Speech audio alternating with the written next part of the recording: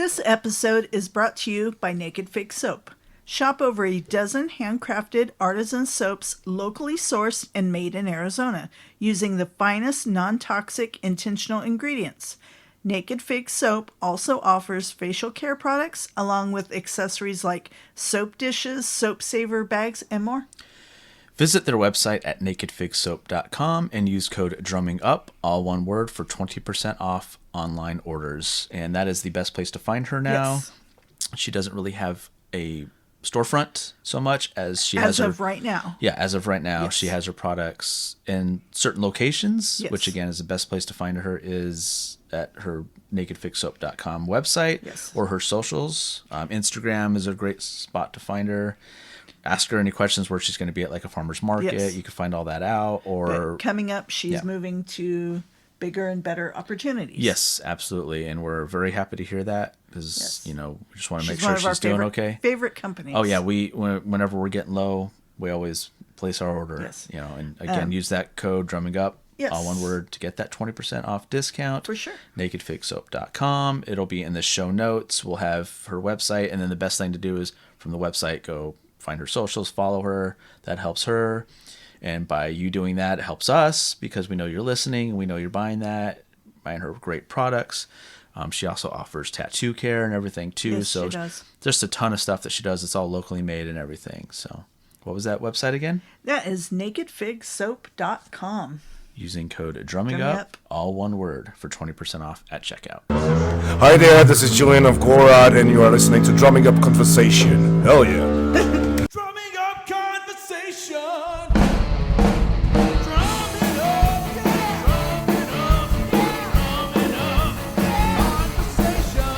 Drumming up, yeah. Drumming up, yeah. Drumming up, yeah. Conversation. Drumming up, yeah. Drumming up, yeah. Drumming up, yeah. Conversation. Drumming up, yeah. Drumming up, yeah. Drumming up, yeah. Conversation. Yeah. All right. Today we are joined by Dan DiBella. He kind of does a lot of different things. He's been behind the camera a lot. He works at the Luigi's restaurant and so forth. So how you doing today, Dan? I'm doing great. How are you guys? Doing well. Doing well. Good. We're also joined by my dad again on here, Tom Wood. He's joining us. So Yeah, I'm moving in. Did I tell you? you're moving in. That's Yeah. fine. That's fine. We have 2 rooms I available. left Dan's house and I'm moving into your house. Yeah, All right. Yeah. So I yeah. love your room here, Tom. That's right. So, I just need a mattress, man. We have an air mattress. Yeah. All right. So you do a lot with the movie business as far as liking to make films and all that. When did that fascination begin? yeah. So it began kind of at a very specific time. It was when I got a video camera for Christmas one year, and I was in 7th grade. So that puts you around what? I don't know, like it was 11, maybe 12. Am I way off? I don't know. Yeah. Around that age. Yeah. I mean, I always enjoyed making movies, on my dad's video camera with the brothers and the cousins and all that, when we were younger. But that was when it really, set off for me because I was just glued to that thing. Like I would take it everywhere, and I was filming everything. I had the camera in everyone's face. I was probably like the most unpopular person, just because I was, constantly get the camera out of my face, Dan. Like everyone's just. but yeah, I kind of just became known for that, and yeah, as years kind of progressed, I just became more fascinated with it, and the whole idea of making movies and capturing memories and creating little stories, and just it kind of fulfilled this like little creative itch that I had. And yeah, it just progressed from there. And I saved up, bought more equipment, better equipment in high school, and decided that, I wanted to go to college for that. So Very cool. So did you go to a filmmaking school, or was it just college that had a film department? it was college that had a film major. Yeah, so it was Fairfield University in Fairfield, Connecticut. Um, and it's funny because I actually applied to um, 3 schools. And like all my friends or people were applying to like 8 schools, 10 schools, and uh, I really, I don't know. I wanted to go to Fairfield. Um, my parents went there. I toured it. I loved their film program when I toured it, and it was like, this is where I want to go. So I applied to Fairfield, and then I applied to Quinnipiac, which had another kind of film esque program. Though I never actually toured the school. Um, that was kind of more of a safety, and then I applied to my safety school was SUNY Purchase in New York, and so it's funny because I ended up getting into Fairfield and Quinnipiac, and I didn't get into my safety school. So that was the funny story. So yeah. And then so you did that. Did you start working with filmmakers before you started doing more with it? Like, did you kind of do like intern kind of thing, learn the craft more? Yeah, actually, in high school, I think it was around high school where I started to kind of, you know, link up with whoever I could, that was, in the industry. And at that age, actually, to back up a little bit, sorry, when I was in high school, I was dead set on interning at this company in Manhattan that I had toured when I was, slightly younger. And it was a production company. They do, professional stuff in New York, video, TV shows, um, and my dad and some of my brothers had toured it through my uncle. He knew one of the people there, and they got us this private tour, and it was really cool. And I was like, I'd love to intern here one day. And so I asked them, and I must have been like 13 at the time, but they're like, when you're like 16 or something, come talk to us, And I'm sure it was somewhat sarcastic, but I did that, and I applied to be an intern, and I said, hey, you told me to come back, and I'm 16 now, and so I got the internship for a summer. So I would commute into Manhattan, a few times a week. It was, like a 2.5 hour train ride, and then I would, walk to the production company. And so yeah, and looking back, I was like, oh, I was kind of proud of myself. I was just 16. I think that's very cool. it's kind of cool. But that kind of, I guess, reinforced some of that for me too, in terms of like, hey, this is like, I was like this kid, and like, wow, I'm in this TV production company studio, and transcribing stuff, just an intern, but like, it was still cool to do that in New York on my own. And I think it gave me like a little bit of a, excitement for the future, and sense of pride and independence. And so yeah, so I guess that, that was kind of a pivotal moment, I think, time in And then terms you went to Fairfield after that, and then took to Yep. filmmaking, and then what did you do from there? From Fairfield. Yes. So it's been like such a journey, just thinking back to just college. I feel like it's like and admittedly, I'm not like, I don't consider myself like somebody who's, quote, made it as a filmmaker or anything. Like, I feel like it's an art form that, you're always developing. And I would like to eventually do something that's, produced on a larger outlet. And to. I don't know if there's, if anyone's actually ever fulfilled in terms of what they want to do as a filmmaker, right? But like, Same thing with music. You're always wanting to make that better album than the last one and all that. Yeah. Same thing. yeah, or like get picked up by, Yeah. somebody bigger, some label, like it's, Exactly. and then you say like, hey, where do you, How do I get better from here? Yeah. How do I evolve? Yeah. yeah, or Were like, there any? did I make it? I don't Yeah. know. Were there But, any movies that really got you, like certain ways that they were shown, like how they were filmed, all that? Was there a certain style that you really liked? yeah, in terms of movies that I did, or Or just. both, like, or directors that you like were like, oh, I love how this guy kind of, that's the cinematic scope of his shots or his close-ups or his, his away shots and all that. So Yeah, definitely. So I think over the years, I was influenced by different directors. I feel like at different times,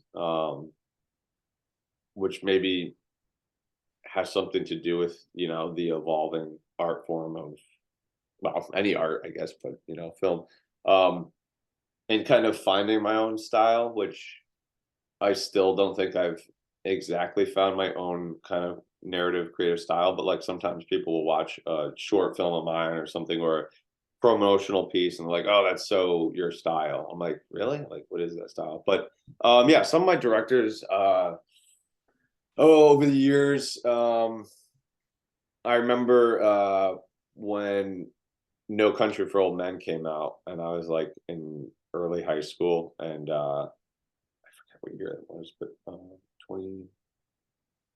I don't remember exactly, but it was Coen Brothers. And have you guys seen it? yeah. Yeah, it's great. Yeah. Great movie. It's like one of my favorite movies. It still is one of my favorites. And yeah, I I like almost felt like I mimicked that in some of my early work. Like I call it early work, but like a kid making little like high school movies, but like it's like you just kind of, I think, artistically, like um when something inspires you creatively, it's not like you want to, like, it's not like a copycat thing. It's almost like it's like an inspiration. I think there's a difference between and I think as an artist, artistic people might understand more that mimicking or attempting to copy is kind of at a developmental stage. It's kind of like an homage or an honor to the person the artist that you're inspired by. And then I think that's how you kind of develop your own style, because you pull a little bit of this, a little bit of that from different inspirations. And I feel like that's definitely how I kind of built my quote style. I think Uh, so many, speaking about musicians or athletes, they have somebody that they've kept on a pedestal. And they go, I like his or her style. And they yeah. don't necessarily copy it verbatim, but it heads them in that direction. If that makes sense. I think you find your style by basing yourself on someone else's style that influenced you. Because Yeah. I do that with my playing, but I still have my own style of playing, regardless of copying them, quote unquote. Yeah. When we hear his music, we go, oh, that's so Justin. Yeah. Well, I've heard Justin play, and I mean, I was like, whoa, because I hadn't. This was a few years ago, and yeah, I don't think like I had ever heard you play, and or you always say, oh, Justin's, he's a drummer, and I remember just being like blown away. I was like, whoa, and I mean, just seeing your drum set alone, I was like, this is intense. This isn't like, like Right. so Yeah. yeah, I was very impressed. Thank you. But yeah, artistically, yeah, like Yeah. it just makes sense. I'm sure you have like famous or not famous, or just drummers that you probably look up to or For sure. Yeah. inspired by.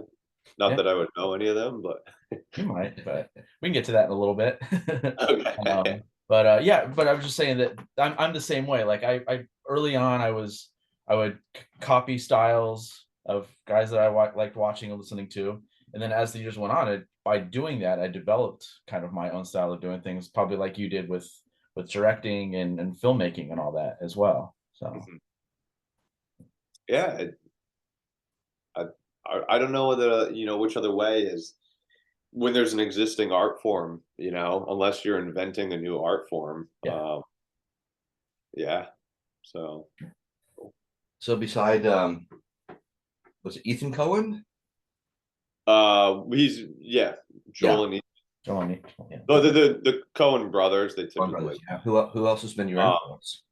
okay, so let's see, in college, I guess just to a lot of the very famous um, you know, kind of A-list directors, they're always cliche, they might be sometimes or whatnot, but like they're always inspirational, right? And there's they've all done some, Spielberg, and I mean Martin Scorsese obviously is just, but Terrence Malick, I don't know if you've ever heard of Terrence Malick. Familiar. um I've actually seen almost every one of his films, because he hasn't done a whole ton, but he's kind of an enigmatic, um, reclusive director, who I think his first film was, could be wrong, but I think it was Days of Heaven. I might be wrong. That was one of his first films though. And that was in, oh gosh, like 70s, 80s. Um Hmm. Anyway, he's done. I'm trying to think of some. Okay, he did the Tree of Life, semi, more recent decade. I don't know if you've heard of that one. The Thin Red Line, I believe. It's funny because he like actors in general. Like he gets such big names in his films, like top A-list names, and yet he's not like a uh really really well-known director, but in the film world, like people just they want to work for him because they just I think there's like this intrigue and this enigma and this mystery around him, because he's like, but he's insanely philosophical, talented director, and like I just think that his films are like some of the most beautifully um directed or shot films, and he really works so closely and chooses so carefully the cinematographer and director of photography. Um, yeah, but I would recommend it. Totally check out some of his films. He, they are a little bit. Some people have kind of lost faith in him in recent years because he's gotten almost so abstract Okay. that his stories kind of get a little bit lost, or the plot specifically. um but yeah, I mean, like, check him out, you might love it. I'm sure I've seen Badlands, one or two. he's done Badlands, I think. Heaven. Thin Red Line. Thin Red Line. That sounds Yeah, right. Thin Red Line was the war film. His films are very long typically. um he did The New World, I think I saw. That was about Mm-hmm. let's see. Yeah, Tree of Life. So, um, Yeah, he spanned a long time. I just Googled him while you were chatting. Started in 73. 73 was it? Okay. He's Yeah. up there with Spielberg. then. Yeah, his last film was A Hidden Life 2019. And then he's got one, apparently it's just TBA, obviously to be announced. He's working on called The Way of the Wind. Huh. Okay. That's a Yeah. long career. Yeah. Admittedly, I haven't seen his last like one or two films, and I guess there was this part of me that like didn't want to kill his, his my intrigue with him and everything, because I'm like, oh no, I've heard these suck, and like shit, I like Terrence Malick. I want to, so I get that. You see that Yeah. again, going back to music, when some musicians kind of have Mill it in. yeah, in Kinda- other words, they've They're kind not, of they're, they've they've trained made, they made their best album already and they're just done with it. yeah, Yeah. it's all redundant or authors. yeah, Yeah. I get Yeah. that. I read Great Expectations when I was in college. It's just like it just resonated with me. I just loved it. And I never wanted to read it again because I wanted to leave it as special. yeah, I didn't want to read it a second time. And so I get that totally. totally. Yep. I get that too. It's like the Count of Monte Cristo for me. I was just Yeah. like, but yeah, and I would imagine like, imagine if you're that author or that filmmaker or that artist, like, as your best work behind you, it's like, what Mhm. does that feel like? Like, Yeah. it's kind of like, how do you always have somebody to look up to or somebody to, I want to be up there with, but what if that person is like your past self, like you already did it. Right. Kind of weird. Are there any younger up and coming directors that you're following or that you would recommend? Yeah, let me think. Up and coming, there's definitely, yeah, but I also admit, like, I have kind of fallen off which is terrible to say. I've become so like drawn to television and series lately. Um, yeah, I think part of it was like, um, sometimes I think like in any career or any obsession, this is kind of almost a little bit of a philosophical life tangent, but hey, that's what we're here to do, right? Exactly. Yeah. But I think sometimes you like look at what you're doing and you're like, do I really want to do this? Or do I really enjoy this? And so there's been times where I'm like, am I just into making movies because I made that decision as a kid? Like, you know, um, and I think when you're younger, you're obviously like, oh, I want to win an Oscar and I'm going to be a famous director. That's what I'm going to do, or whatever, or a famous singer, and so you have like, you know, your, life hits you and you're like, shit, well, I guess I'll, whatever, work at Home Depot, which is fine. It's just, it's rare that, you kind of, so I've kind of been adamant about following that dream or, goal, but in some capacity. So I've been more realistic with myself. I'm not like, okay, um, because I think there were times where like you get too obsessed and you're watching these movies and you're like, oh my gosh, I want to do that. I can't do this. And you focus too much on like making it. So there's been times where I've like just stepped back and been like, okay, like, let's start from scratch now. Like, what am I actually um, drawn to about this industry?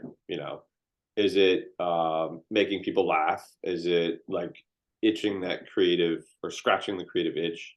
What is it? And is it like, do I like lighting a scene? Do I like telling a story? Or is it just a combination of all these different elements? And because there are so many different elements and things to love about making movies or television or promos, whatever. So like I said, I've done that over the years and kind of step back. And sometimes like I always find though that I come back to it, even if I'm like burnt out and I'm like, I don't want to do this anymore. I don't want to, maybe I'll give this up and like, just become an FBI agent, like my second career choice, inspired by the X-Files.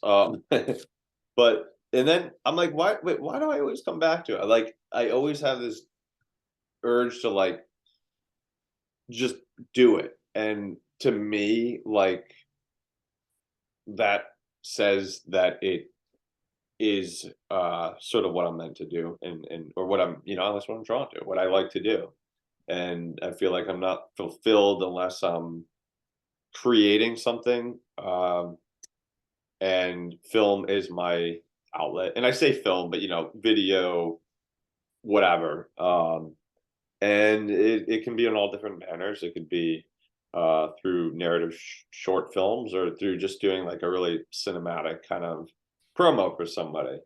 Um, so yeah, that's it. My point, I guess, before this tangent was like, um, when I kind of stepped away, or like had like, all right, all right, what? Let me explore this like TV thing. What's this? Like, there's so many series, and I kind of got like addicted to TV series, or well, we call it TV still, but and yeah, I'm like, that might be cool, something to do. Write a series, right? Just like a pilot, and then write one season, and just see what happens.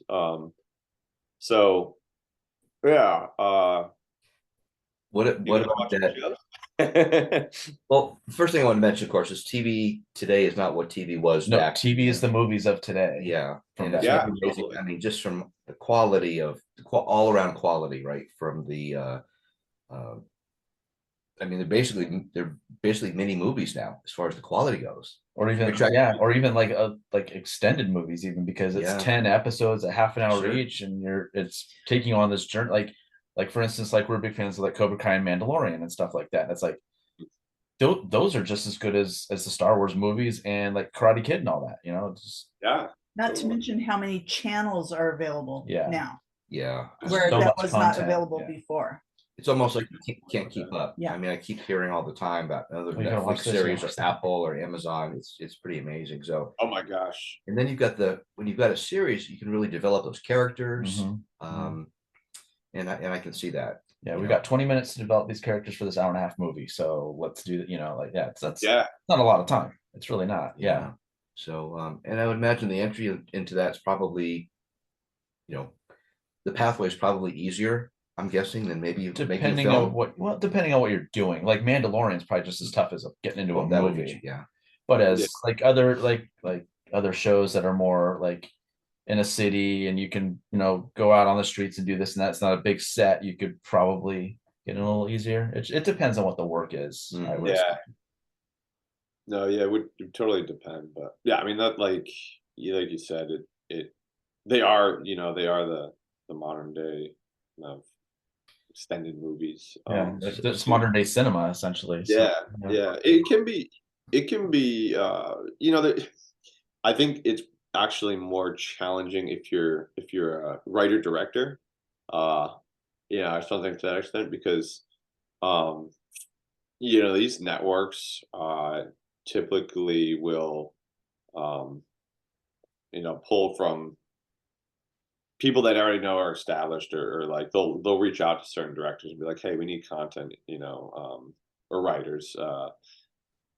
It's tough to, I'll put it this way, like if you want to make a feature film, like you can raise the money and you can do it, and you can do it in a variety of fashions, of different ways, and you can budget it, um and then you submit it to festivals, and like maybe you get distribution, maybe you make a little bit of money, whatever, maybe you make some money back. um but with a show, it's tough, because the pilot alone could be like, an hour, and that is like a feature film right there, and Mhm.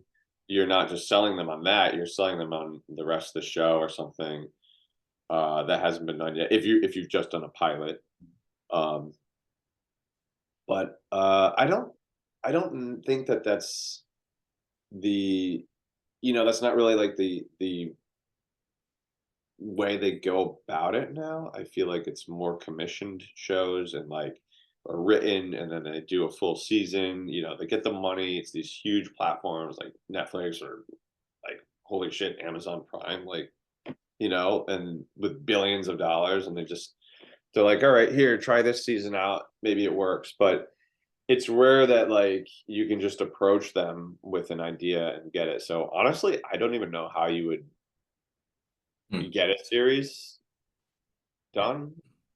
Like how to get your foot in the door. Like I don't know what you would do these days without being somebody that already has a name or something. So yeah, I don't know. Yeah. So what are your one or two series that have been released in the last year or two that you highly recommend? A couple of your favorites.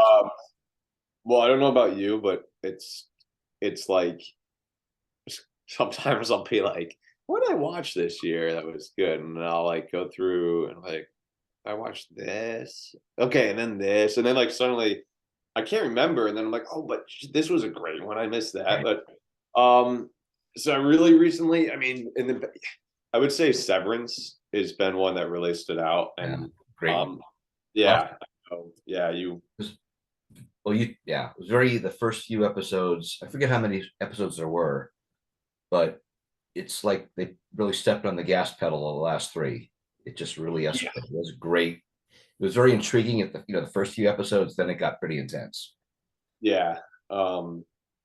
You're totally right. It was a great show as it was, and I was watching it, but the last two or three, I think I was on the edge of my seat. Like literally, like I was like, I have to go to bed. It's like 4 in the morning. And I couldn't, I think I had the remote in my hand and for the last episode, because I was just like, okay, I'll stop watching it now. No, I can't. Like, and then it was like next, you know, I couldn't stop. Yeah. Plus, the whole concept is very unique, right? Something we've never heard of before.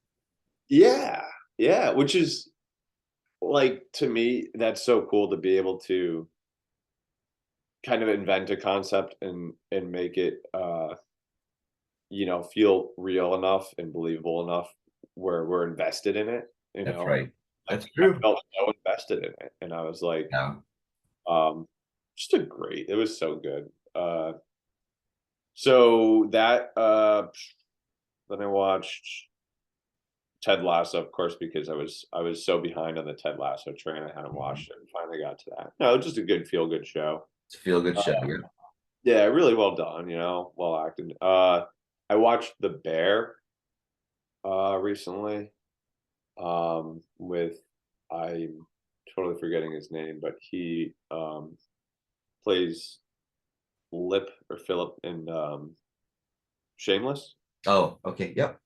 Um, and coming from the restaurant world, that was uh, stressful to watch, but you know, like really well done. It was great. I mean, there's so many, but what about you guys? I mean, what are some of your favorites? I'd love to hear. Well, I'm hooked on. I mean, Severance. I recommend that just because the concepts, just the concept is unique.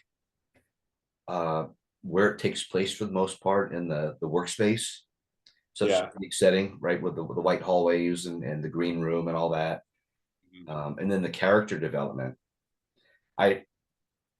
Yeah, and like I said, the last couple of episodes, it just sweeps you away with intensity. Yeah, Totally. I watched a series. I like a lot of the foreign stuff on Netflix, but I watched one called Dark, and it's subtitled.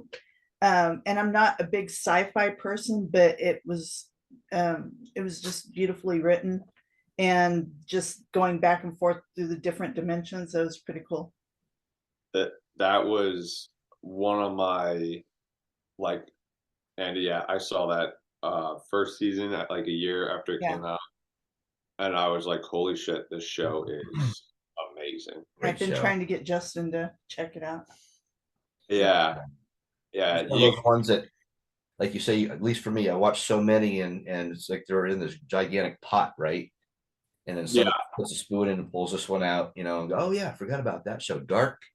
Dark. Yeah. That was Yeah. like, to me, that was like the Severance from back when I watched it. It was just intense and different.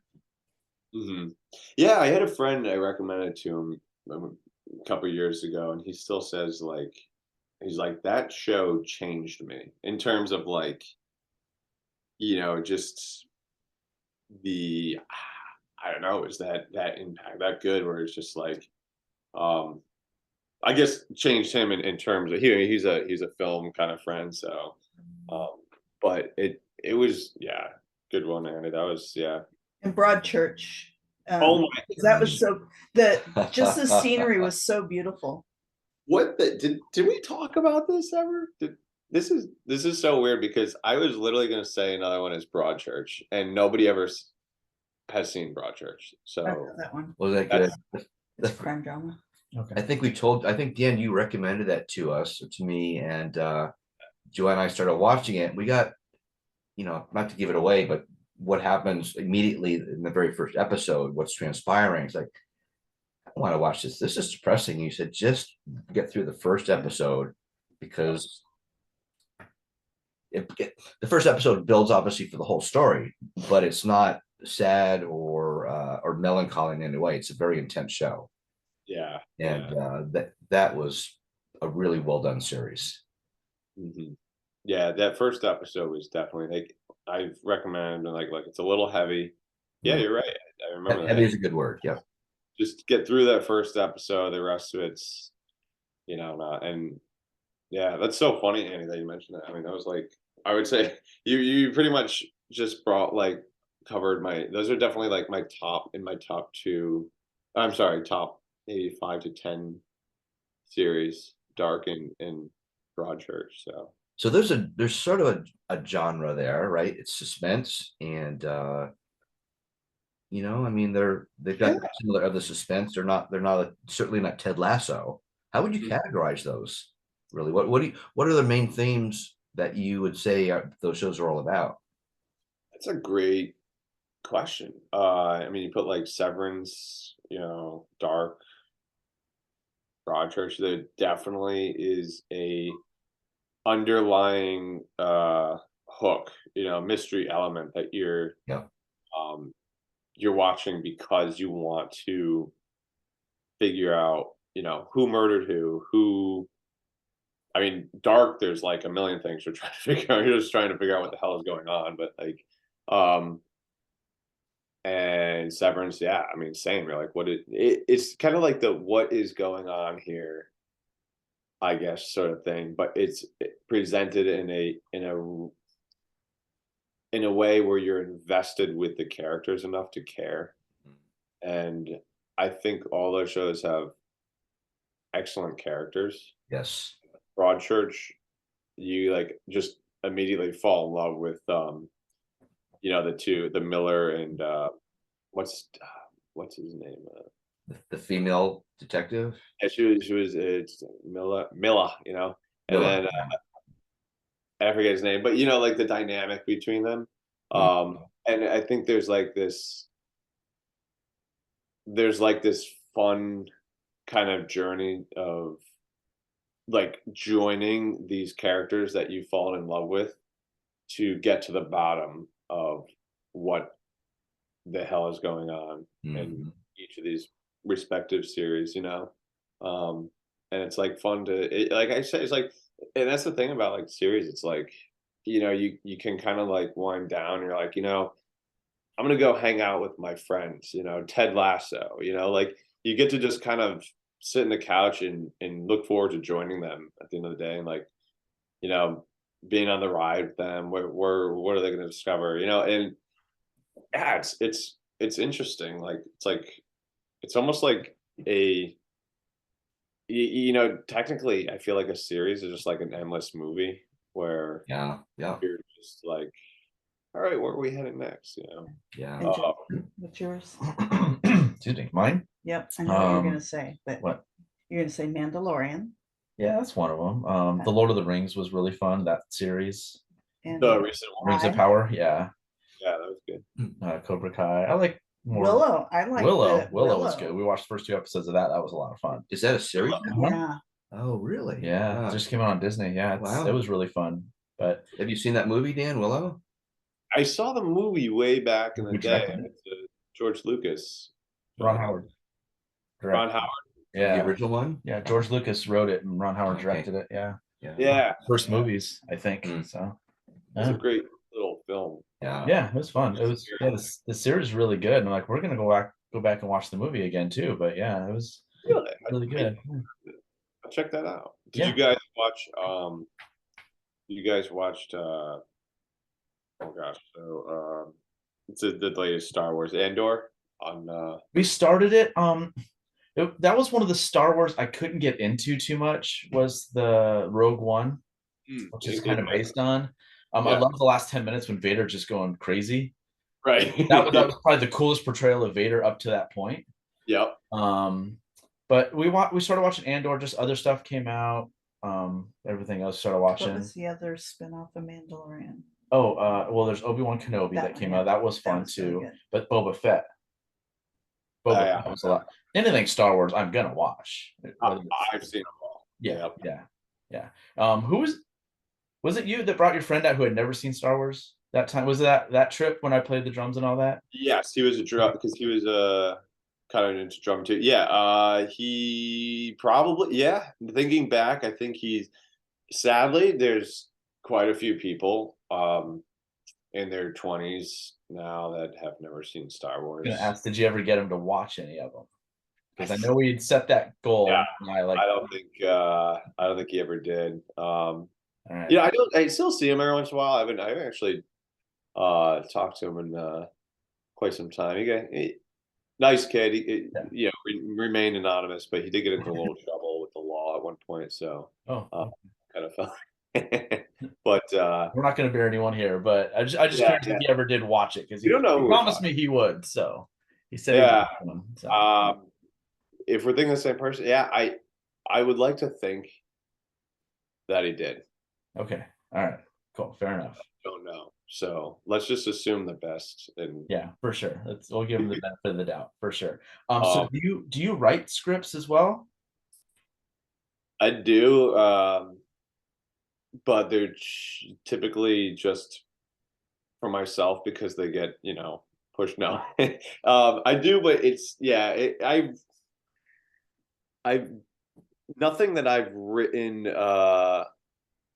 I've not sold anything that I've written. I'll put it that way. Okay. I've been hired for like little things here and there, and I've written my own stuff that I might have directed, but nothing major. I mean, I directed a independent feature film that I was hired for out in LA a couple years back, and I mean we could spend 2 hours talking about that. So just to put that in a bottle and cap, like it was really cool, but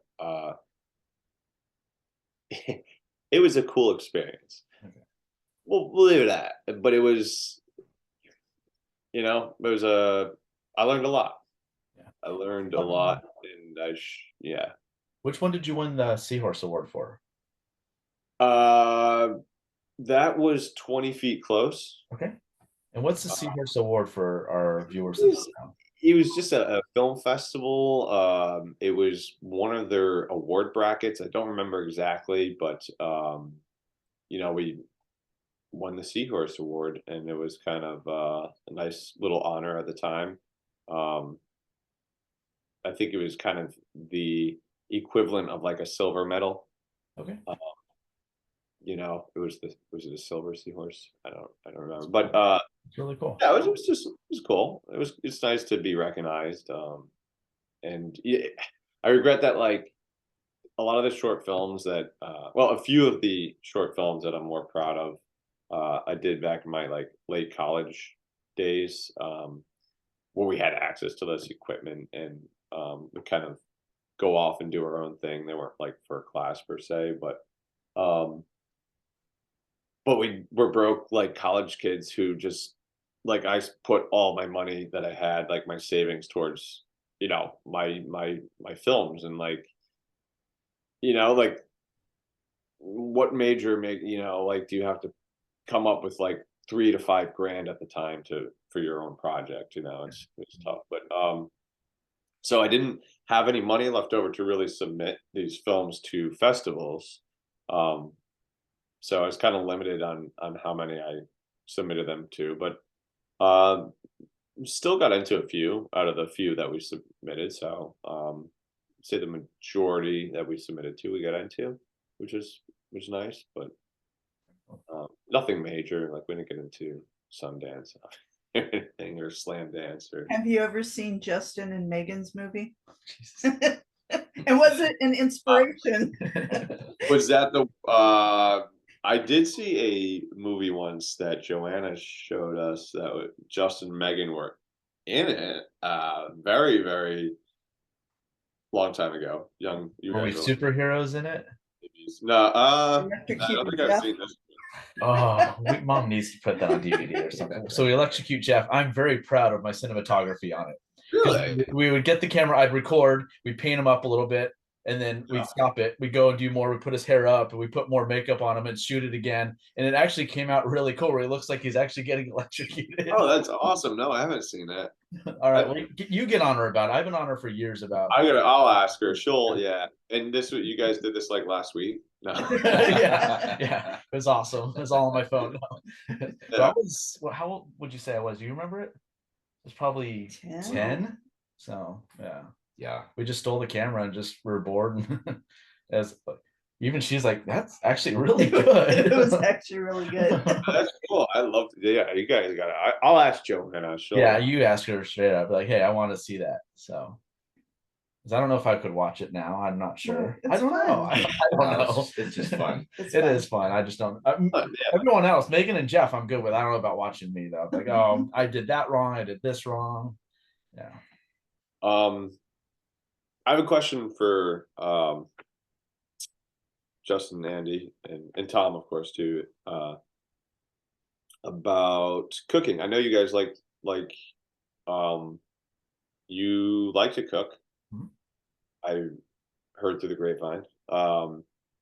Um, do you are you into the whole culinary thing, like eating out and trying different stuff, or is it more Oh, like yeah. cooking, Everything. Yeah. curious, what's yeah.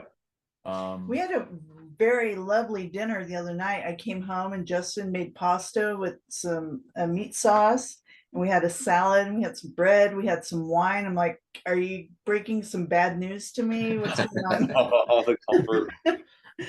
No, just did it. Because it was just midweek. It was just a very elegant dinner. Yeah, we try to cook outside of our comfort zone as much as we can. Well, obviously we do stuff that we really enjoy and we can make easily, but I've gotten really good at slicing things, I like spatchcocking chicken, stuff like that, or butterflying it in different ways and cooking different styles. Maybe making the same dish, but a different way of making it, stuff like that. But yeah, I mean, just fell in love with it 10 years ago. Mhm. We started watching cooking shows. I'm like, I can do this, I can do that. Because I didn't cook a lot growing up. So it's been more of an adult kind of epiphany kind of thing, fascination, epiphany. I should do this. Baking, no, I can't do it. Yeah, he can. He can. He made the most spectacular birthday cake for me 2 years ago. Ever. Better than the Madonna in cakes. You can do it, but it's probably just not as I did not like it because you're just following the. Yeah. I know it's very precise, so that's why I don't like baking because I'm like, this is just math. That's what I tell people. I'm like, it's too scientific for me. I like to go, it's missing this, let's add this to it. You can't do that baking. It has to be exact. Yeah, I agree with totally. your cake, but I still ended up doing that with a cake anyway. Adam's added some almond extract to it. He made a coconut cream cake for me. Oh wow! Added some almond in it and toasted the coconut. It was spectacular. Actually, you switched it up a little bit. But I'd rather cook. Of course, Italian's probably my safest one, but Mediterranean. But I'll go out of my comfort zone too on it every once. So do you have a favorite dish to cook and eat as well? They could be different things. Our mac and cheese is killer. Your linguine and clam Lin- sauce. You love my Mm. linguine And the and clam kid. sauce, and And the the kid does. I have to make it all the time because like, no, let's do this. I'm like, oh, all right, it's easy, but it's like I want to do more than that. But yeah, our mac and cheese is really good. We do that on the weekends a lot. But we'll get like high end cheese. Like We'll put 7 or 8 different cheeses. yeah, we'll put shrimp and lobster and bacon in it, and it's Wow. yeah, it's Oh my really good. Okay, yeah. Mac and cheese, like, I don't like. It sounds bad to say, but how can it like not be a favorite? It's just so good. Yeah. And there's different ways you can make it. You can put different meats or proteins in it. You can put just the macaroni and the cheese itself.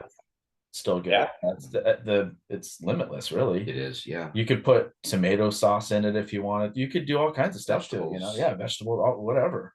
So yeah, Yeah, it is limitless. Yeah.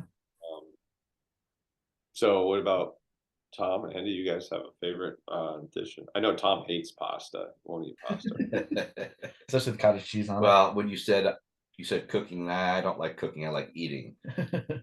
So it's just never, which is unfortunate because, being half Italian, being half DiBella, I just don't have that, like, you or your dad and your Uncle Mike.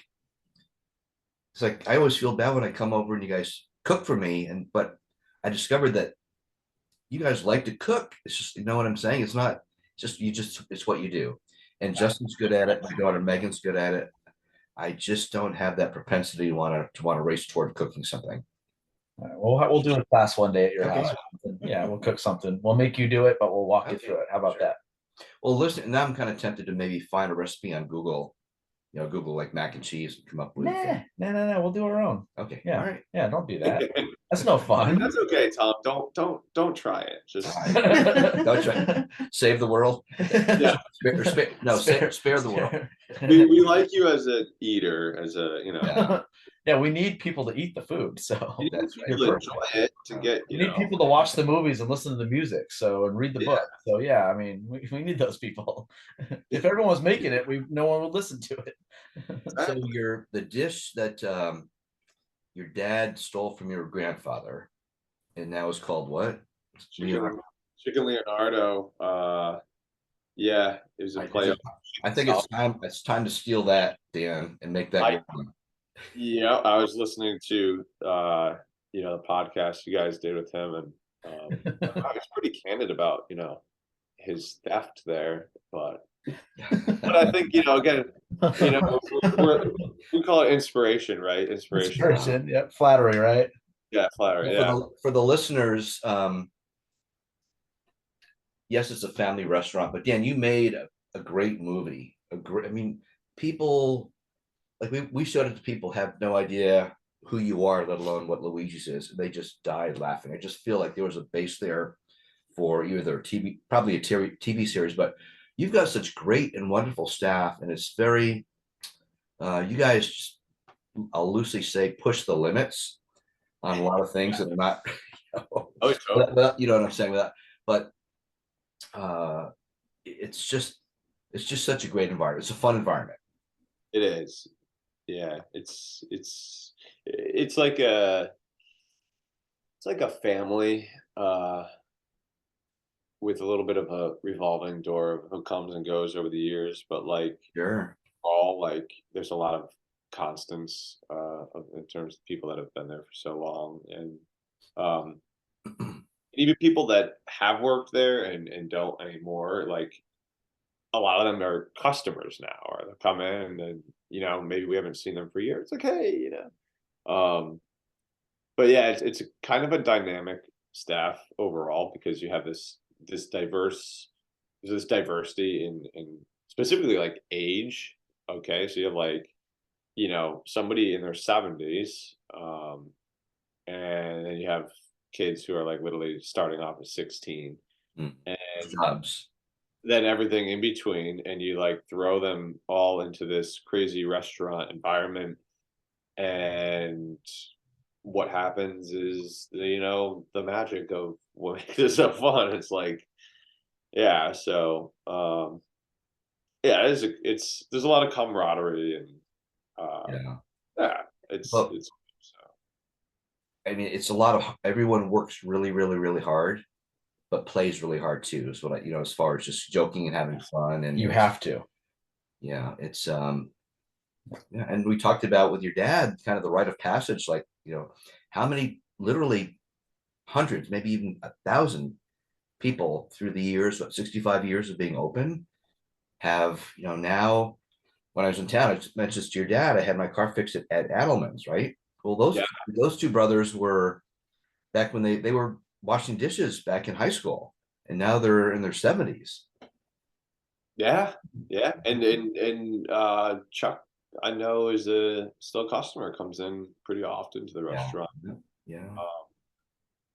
But yeah, I know you guys kind of you talked about how I think you had mentioned, Tom, in the podcast with my dad, that is almost like a rite of passage.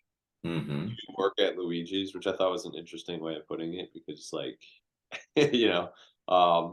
maybe more so back in the day when the town was a little bit smaller, but still, it's like everyone wants to have the first job at Luigi's. Like, we start kids off. Some of them have stayed for 30 years and they're not kids anymore.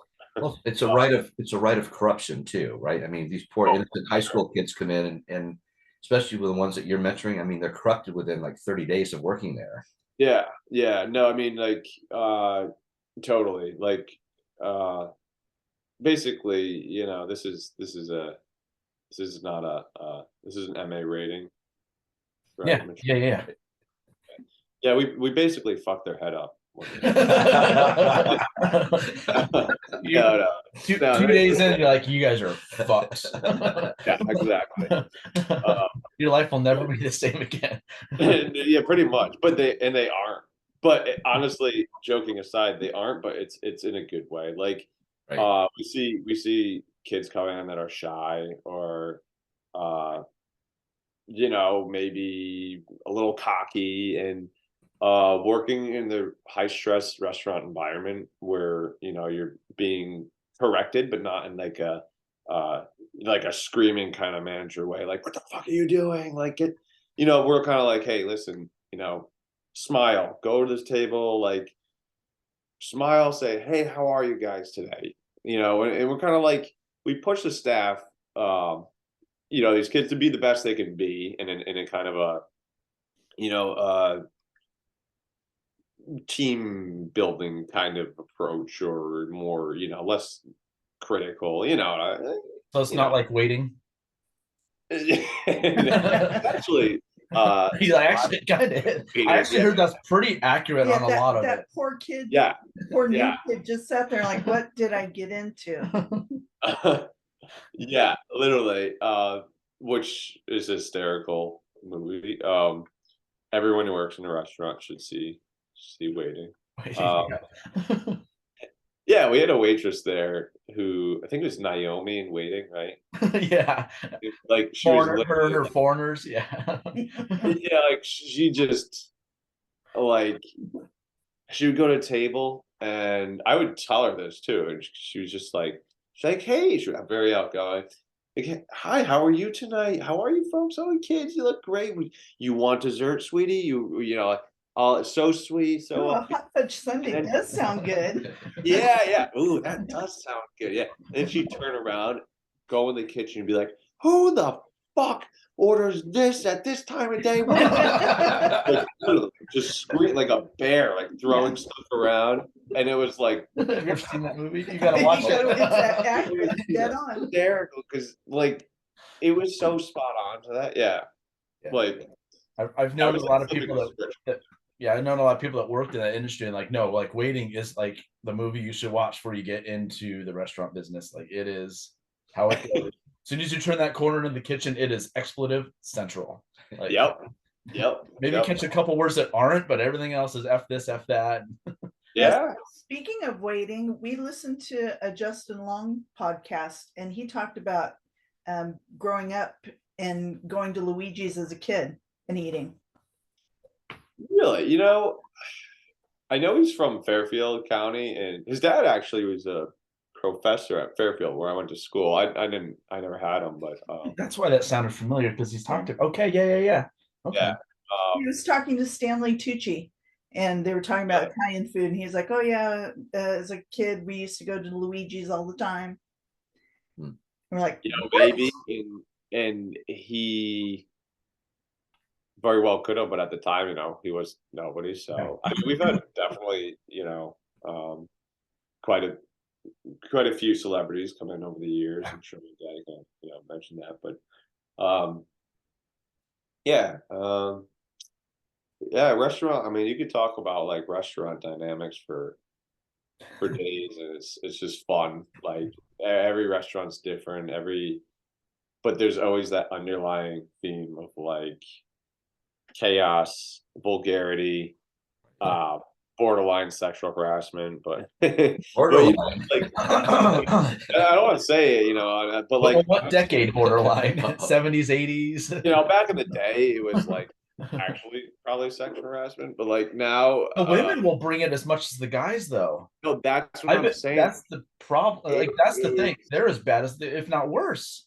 No, they are because like guys a lot of times now will be like afraid to even like touch a girl's arm because they're like, you know, where you know you'll have the female servers come over and just slap you on the ass, and you're like, you know, it's funny because at Luigi's, because we're such a close knit kind of group, you know, you get to know people so well that we become very touchy and jokey, and that's kind of like the high stress environment brings out like that kind of vulgar, fun humor, and it's a overall young crowd mixed with the old crowd that has that they've been in it their whole lives, and so you get this like yeah, like dirty jokes, dirty humor, and Off the cuff, everything. Yeah. yeah, and you know, I'm not going to go up to the you know server who just started and slap her ass. That's just wrong, you know. Um, but there is a point where like people become so close, they joke around and maybe slap a butt or grab here, grab there, and it's totally in jest, and it's like friends doing that, like almost family, and it's like wow, that could be mistaken so easily that you probably like shouldn't even talk about it, but I get mad because like I'm like you know society, it's not even like a political thing, it's just like we get so worried about like it's like people just can't have fun anymore. It's Yeah. like everything's got to be like go right to like oh sexual harassment. Oh he groped me or like or she did this or you know and it's like that's bad. Yeah, that's very wrong. But like you know you gotta like you still gotta like have fun in a humorous kind of way too. I mean, if it's just like my artistic film Yeah. side, 'cause I just think like that kind of humor is hysterical. It always will be funny. Dirty humor is just Yeah. it's just intrinsically Yeah. funny. Well, and we just had a drummer, Joey Casada, on. We were kind of talking about similar things. He's because he had a show called Z Rock way back in 2009. On IFC. And now he's like, nowadays it could be made. And he's like, it's too bad because comedy's comedy. Comedy is supposed to be outside of the box. It's supposed to be on the edge of this and that. So why stop criticizing comedy? It's supposed to be that way.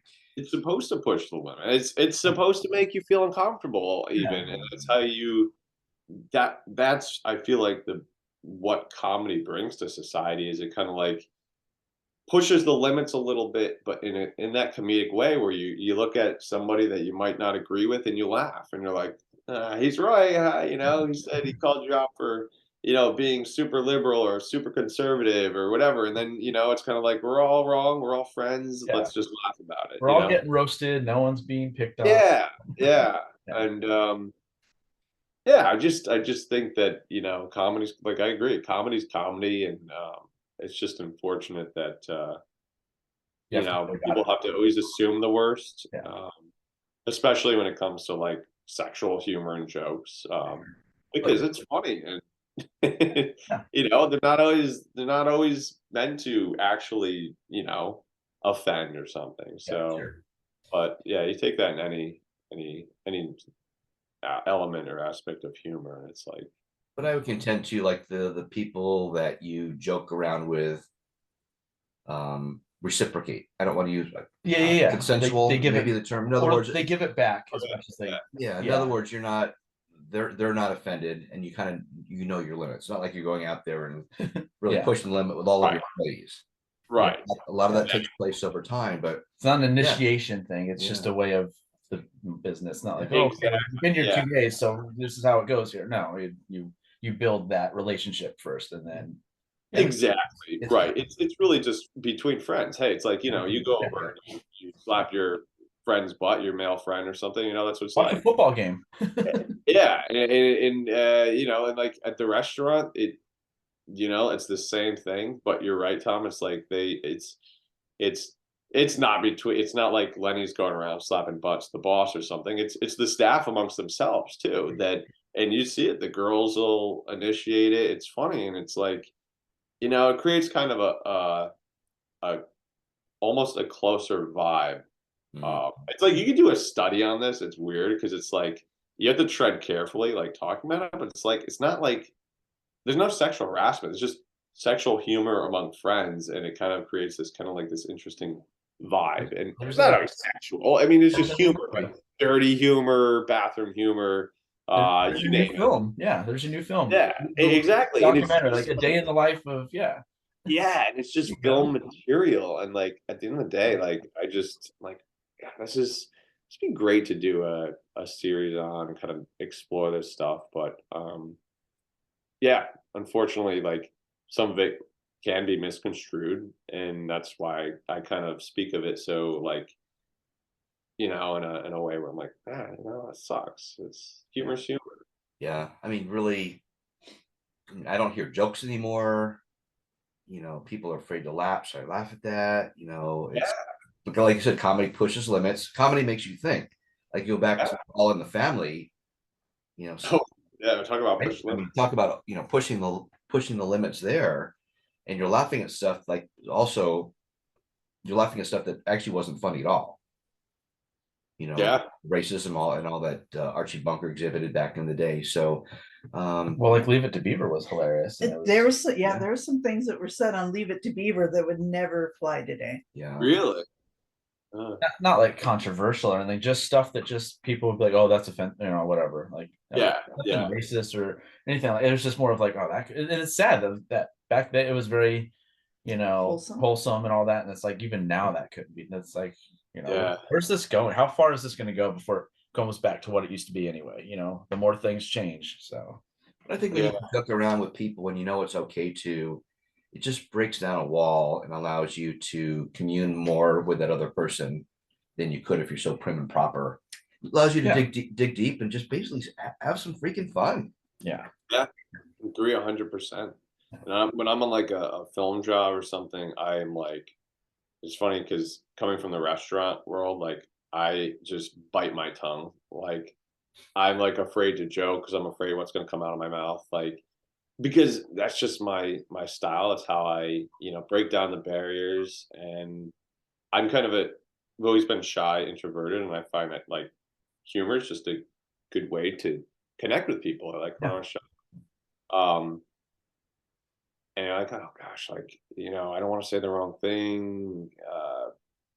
Like, and it kind of sucks because it's like, I feel like, especially, you know, talking to like a younger person or something on a film set, I'm like afraid to just accidentally say a term that isn't proper or right. And they're going to be like offended and I'm going to get in trouble. And it's like, nah, you know, and it's, I don't like that walking on eggshells kind of format and world that we sometimes live in, unfortunately. And so, yeah, it's a bummer, but I guess that's what the beauty of the restaurant. Again, that's where I go back to. Like, it's kind of this reprieve of, you know, you say what you want, you swear, you walk through the kitchen and you want to hear like foul language from the chefs, you know, stressed out. But like, that's all part of this kind of little bit of a free society of you know, it's all, you know, they're friends. It's closeness, this bond, you know. So yeah.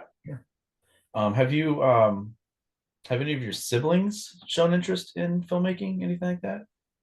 Over the years, they've all been pulled into it in some capacity from me.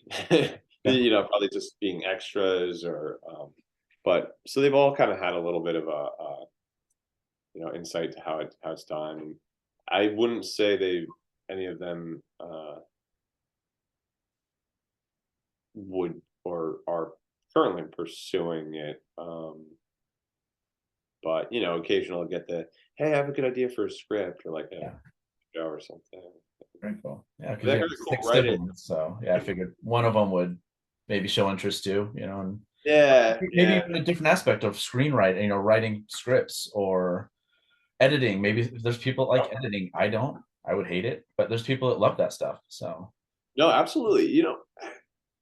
So I will say, no, in that sense, like none of them had pursuing a very specific, facet of filmmaking or anything to that extent. They kind of all have their own uh careers or careers that they're pursuing, and none of them are really related to that. But um I feel like everyone does have that possibility to be a screenwriter or contributor or something to film. I mean, Tom actually will often get a film idea that the last one was pretty interesting, and he'll text me out of the blue, "Hey, film idea," and it's always fun. It's just like, oh, like, yeah. What if can I s- can I say your last idea, Tom? Or I'm never going to do anything with it, but it just popped in my head that, wow, this has a lot of rim. Go ahead. so Tom had said, imagine if all of a sudden people just stopped dying, right? It was like, Yeah. So all of a sudden there was no more death. yeah. Um, And you could really have some major character development with that, right? yeah. In a lot, just in a lot of ways. that's where, a lot of people too. Yeah. Yeah. Yeah. Like I There's was in more the people that have died than people on the earth right now. You think about, like Yeah. that's a lot. Not that will last forever, but just one day, like someone on the operating table and they didn't die and they were best destined to die, or um, someone's taking care of their parent and is hoping the parent will hurry up and die so they can get their inheritance and they can't. Just so many different plays on that you could have that would affect people emotionally, economically, affect the world. Yeah. Yeah, it is cool. I mean, then you create some rules to your world there, right? Like maybe people can die from physical. They can be killed. Right. Hmm. But There you go. the human body just keeps regenerating cells to the point where it never fails. Mhm. I don't know. Yeah, like it's part of the fun. It's like, all right, well, we need some rules now to this. Right. Yeah. Like severance, there's all these rules. That's right. Um, that's a really cool idea, though, Tom. I think we should write the pilot, the four of us, right now. Let's roll. I would be okay with having an idea fest, but as far as actually putting it on paper, no. That's always the hard part. Well, we could have you. We'll film the writing process, and we'll have everyone come inside the writing room, and we'll do a little documentary in case it takes off. We'll have that to fall back on later on down the road and say, "Yeah, this is how it started." Get your dad on there. I think it's definitely a very unique concept. It is. It is. It really is. Or you could also take it like, because suddenly now no one can have babies. I mean, you could go the other end, right? No more births. Yeah, that's So it's like the last generation of Or just people have- then, or just, generations. yeah, almost that could happen simultaneously. No one dies, no one's born. So this is it. This is it. You know that It's someone trying to create some way that we can continue. Mhm. Yeah. Mhm. Yeah. You ever see I think it was Children of Men, which is basically about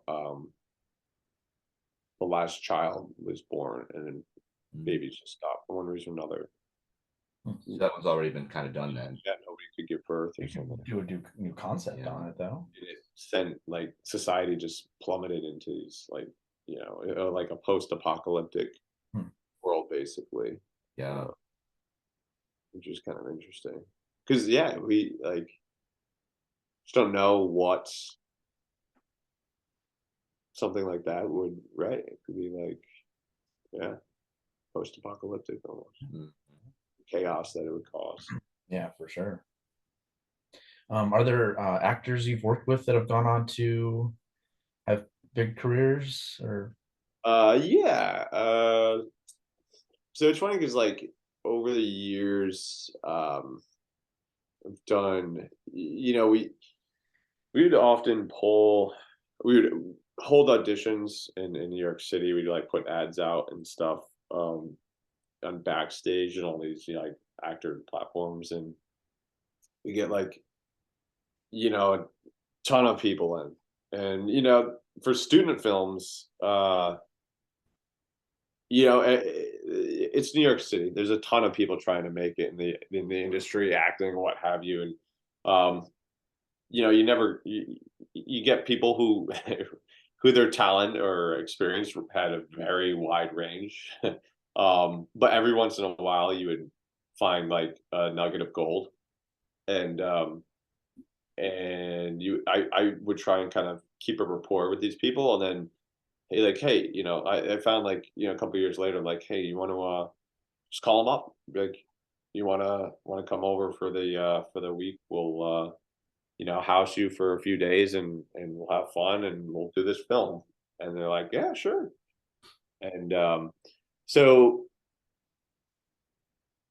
I guess yes, there's some of those actors I've seen um in feature films and shows. I remember a few specifically where I've worked with people. Um, One was kind of a semi lead in one of my films, and I saw him in a Spike Lee film. Um, and he kind of had a speaking role and stuff. And I was like, oh, hey, that's him. I was like, that's weird. Very cool. Like, good, he's doing well. But definitely one of the bigger ones was Oaks Fegley, who he has gone on to be quite a child actor star. I mean, I think he's like 18 now, but he's still really killing it in the industry. He's so he was the shortly after one of my films that I did with my good friend in college who actually wrote the film and I directed it. Um, Oaks went on to be the star of a Disney film, Pete's Dragon. Oh, okay. It was the remake of the old, Yeah, yeah. and Well, he I was actually, gonna say that this kid just yeah, ages differently, so yeah. yeah, and he actually played Pete. Okay. Yeah, so and that was like a great movie. It was Robert Redford, and I forget who directed it, but it was like such a underrated movie. I feel like it didn't like hit, you know, box office records or anything. Like it just like it was in theaters and it did okay, but like I don't know, it just wasn't marketed well or something because it got great reviews, and I eventually finally watched it and I was like, oh shit, this is really good. Like I enjoyed it. It was just a good movie. Um uh anyway, so yeah, Oaks, yeah, I guess I should tell you about the film. It was a short film, and we were having trouble finding the lead for this film, which was a father and a son. So it was two parts we needed, and we had gone to New York. We had tried out a bunch of different kids. Like I didn't like any of them. Like one kid, like his family drove him down from Boston, so like a 4 hour trip, Yeah. audition for us, and he was terrible. And I was like, I felt bad. I was like, oh, thank you so much for coming in, but are you at least making a day out of this? Or they're like, oh, we're having a great time. Like we're gonna stay overnight and see New York City, and we're making a thing. And I was like, oh, that's great. Have fun because you're definitely not gonna get the part. But like, I felt bad, but yeah, just nobody was like hitting it. And then all of a sudden we got this like email And I didn't like any of the dads either, like anyone that auditioned for the dad role. Like there's a couple guys that were like okay, but um so we were like kind of like giving up hope, and we got this email that from a father and a son that were both actors, or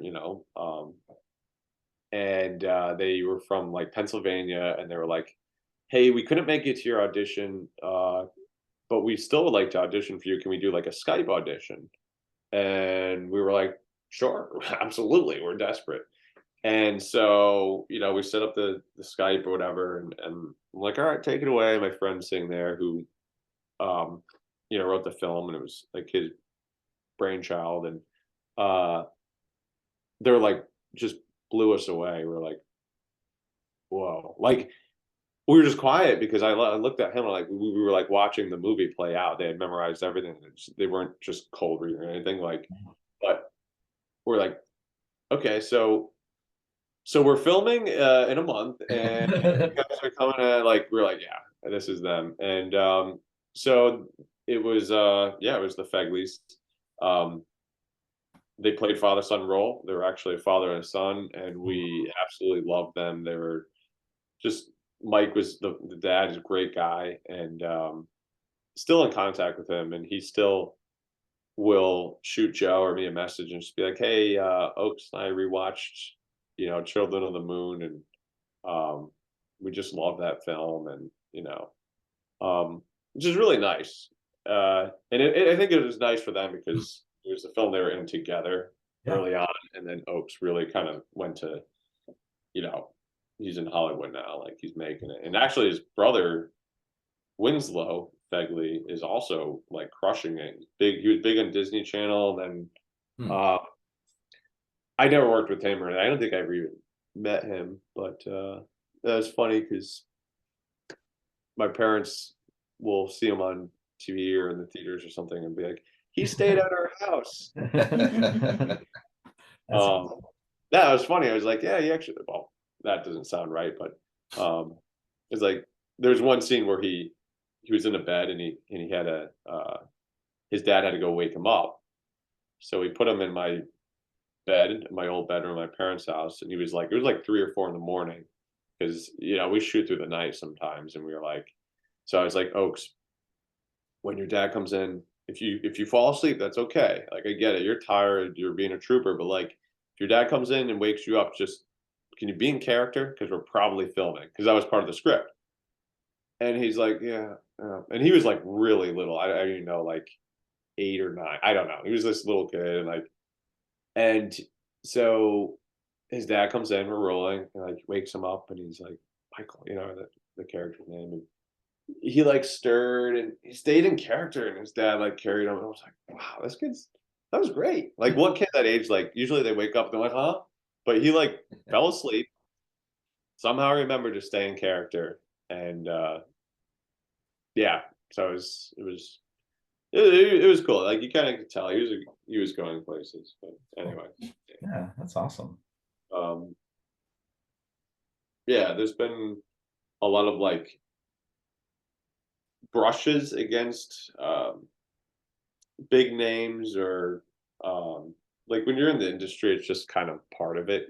Even if they're not in your film per se, you're gonna run into people or encounter people, and you know um yeah, like one of the screenings for the did an early screening for the feature film I did, and it was an early LA screening, and I didn't go there. I didn't go out for it. It was just like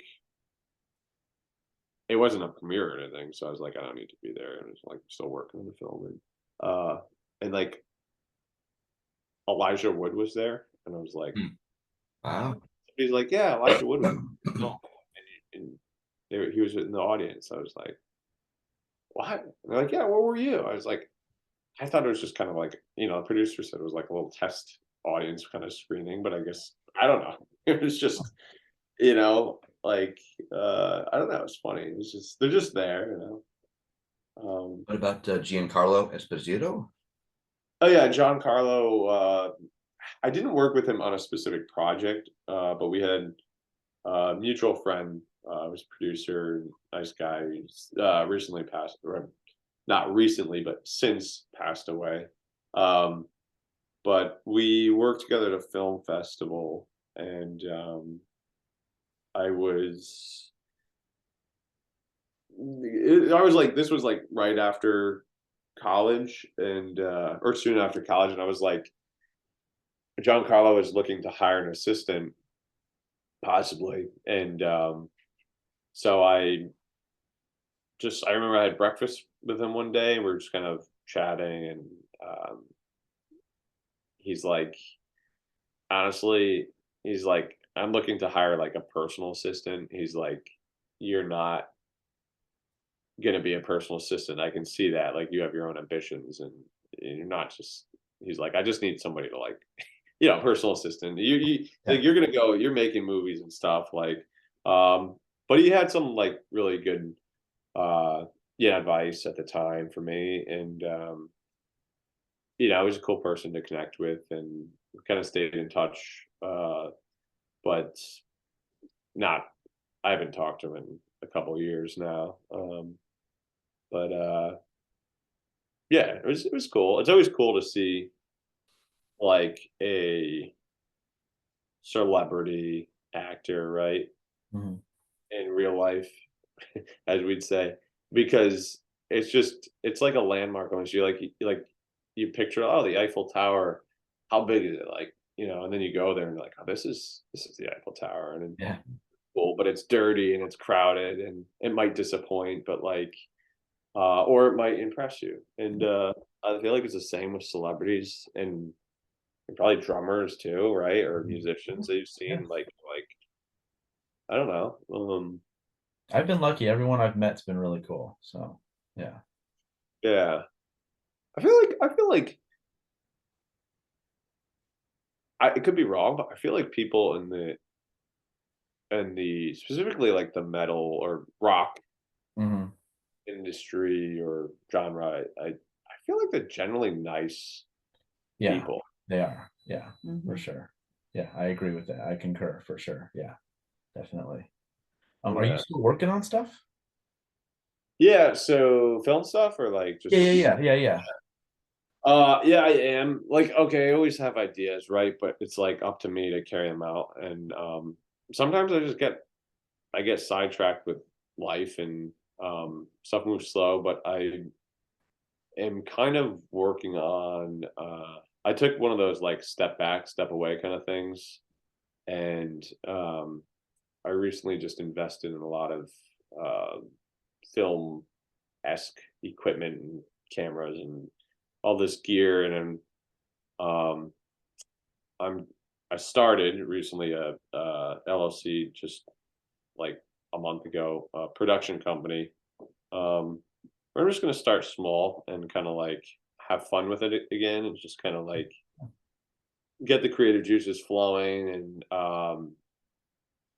get some Don't have, paid don't have gigs. any high expectations. Just kind of take it as it Right, is. yeah, Yeah, I exactly. get that. Yeah, Yeah, that's yeah, it's very fulfilling. I did that too with the music career, so I get it. I just was like, you know what? I don't want to be. I can't tour anymore. I just don't want to tour. I don't want to become too big and all that, but I still want to do it. And I want to have fun doing it. And if something ends up coming out of it, great. But yeah. I'm sure it's the same thing with you. Like, hey, if for some reason something gets picked up and I get a series on TV or something, heck yeah. But I'm also not. That's not my goal. My goal is just to have fun with it. So Exactly, yeah. exactly. And I think that's yeah, you nailed it. It's like you get too caught up in trying to do this, trying to do that, and I'm just the type of person that like I feel like that stifles my creativity, because then I'm thinking about what does this person want, or what do they expect, and how do I fulfill that. And yeah, I mean, you do have to learn how to deal with that, especially if you have clients or anything. Yeah, Um, but yeah, I think you can easily get too carried away with that. for sure. And yeah, Is so is there a genre that you want to try that you haven't tried yet? um, I would like to explore comedy some more. Uh, That's tough. It is, Yeah. and but I felt like it was weirdly like the easiest thing I did because for the one comedy piece of the restaurant, Yeah, yeah, yeah. did because and it's ironic, but like I put no pressure on myself at all because I was like, this is just for this restaurant crew. I'm gonna spend way too much time with them and try to make it all work, and I did, but spend way too much time. But I did this kind of like office style short comedy film, right? And where I Yeah. used real employees from the restaurant, and yeah, and I wrote this script in like I didn't even know. I didn't even felt like 2 hours, Hmm. and Wow. because like I didn't think about like it just came to me, and I was just laughing, and I was just like, oh, this would be funny. This would be funny. Like, and it just kind of really like the pen. It just all came out, and then when I shot the film with like no budget and just a rinky dink kind of camera, and I had like crew holding up microphones. Like it was not, like kids who worked at the restaurant holding the microphone as crew. I trained them on some of the lights and stuff, and was like, all right, just don't break this and hold it as close to their mouth as you can and get good audio. And like, but pulled it off, and but it was weird because every the script thing, you always make decisions and change things, but I gotta say, like, it held very true to the script. Okay. Um, and it was one of the most, I guess, authentic pieces I felt like I did. And I think it was just because I was having so much fun. There was no pressure, and I just wanted to make people laugh. And um, I was like, I don't care. Screw the story. Like, I don't care. You know, let's just make it. I just want to make it funny. Yeah. And I focused on that, and I found that there actually was still like the story did come through. Uh, and there's a message there. It might be a little fucked up. I don't know what it is, but it's there. um, and yeah, I was just like, maybe I should try that again. Explore comedy. Yeah. But you have to be. I think you have to like when you do comedy, you have to. It has to be. You have to be in the right state of mind. And that's the challenge of comedy because it is really hard. Have you Um, ever wanted to do like horror, sci-fi, anything like that? Yeah, I mean, I think the genre that I typically want to like explore in general is typically a little bit more of a almost sci-fi-esque, darker. Like I love like the extraterrestrial vibe. Like the X-Files was like my favorite show when I was a kid. Did you ever watch Project Blue Book when it was out? That was a fun one too. I don't think so. Was that the one that was it like a narrative series or was it like a more It was reality? and that was episodic. Is Dr. J. Allen Hynek. He used to work for Project Blue Book, which was the FBI debunking alien sightings or UFO sightings and stuff like that. And he Yeah, would go in and tell them, oh, it was this scientific thing that happened. You didn't really right, see the it. Just weather like, oh. balloon. Yeah, yeah, yeah, yeah. It was that. It was 2 seasons. It's really good. So if you like that kind of stuff, check it out. It's on Peacock. I know that. Really? Yeah, I think you'd really like it if you like that genre too. Probably. Yeah. I've seen so many of those shows over the years. Mhm. But was it when did it come out? Was it like a while back or 6 or 7 years ago, maybe, give or take. Yeah. Yeah, I think so. did you guys watch I guess that Skinwalker Ranch? I don't know. No, I haven't seen. I know of it, but I don't know. I heard it's pretty freaky. So Yeah, it was interesting, like um because while we're on this subject, it was like I watched I think what one or two, I don't even remember. There's 2 or 3 seasons and I watched either one or two, if that makes sense. Whatever it was, I didn't watch the last season, and I think it was 3 seasons. But anyway, it's a show like any of those shows. You could take it with a grain of salt, or you could believe all of it. It's up to you. mhm.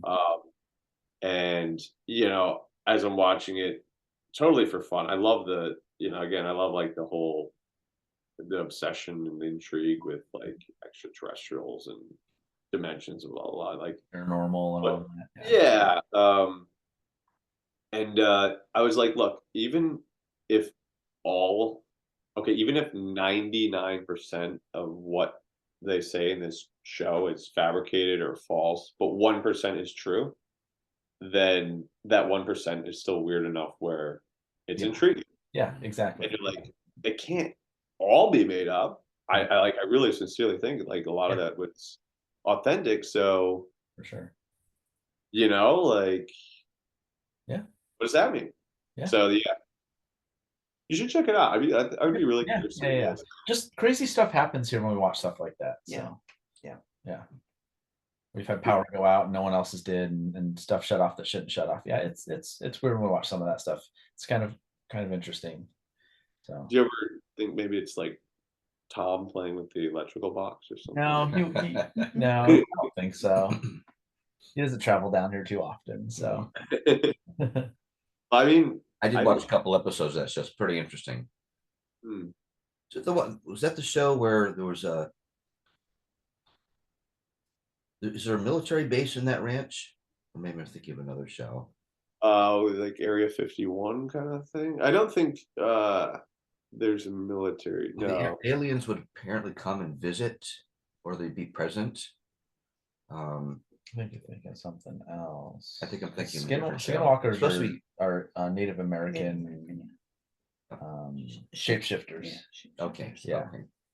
Yeah, it's funny though because like at least to where I got like in Skinwalker, you don't really know if it's Native American spirits or extraterrestrial entities or future humans coming back to talk to us. Like we just like it's just weird all around. Like it has cattle mutilations, a lot of UFO sightings, but yet it does have this like kind of creepy paranormal intrigue to it as well. So it's like it's all around kind of fun if you're into that. Yeah.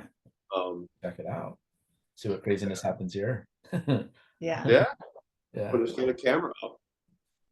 I'd almost be afraid to. I don't know if I want to know.